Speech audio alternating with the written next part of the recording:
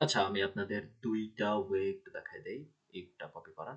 ১ম একটা হতে পারে এই যে notebooklm.google.com। এই notebooklm.google.com এ এসে add sources দেওয়ার পর চুজ ফাইল দিয়ে আমরা যেই লেখাটাকে নিব সেটা স্ক্রিনশট আমরা পেস্ট করে দিতে পারি।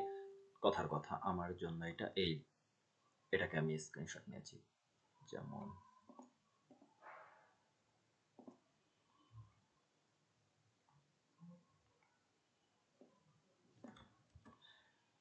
দেন এখানে add sources এর মধ্যে আমি এটা এড করে দিব।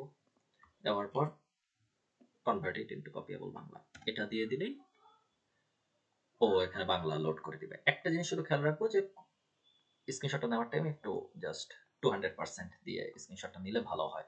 তাহলে লেখাগুলা এই নোটবুকের করতে সুবিধা হয়।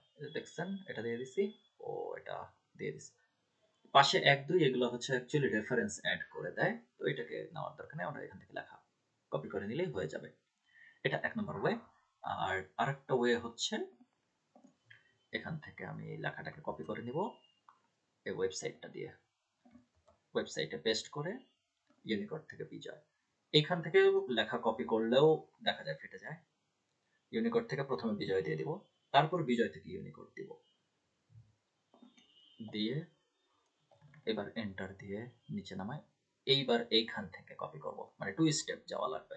প্রথমে ইউনিকোড থেকে বিজয়, তারপর বিজয় থেকে ইউনিকোড দেওয়ার পর এই লেখাটা যখন কপি করব তখন এসে কপি হবে। একটু করে দেখাই, এই যে এখন কপি হবে। তো এই ২ ভাবে আর কি করা যায়।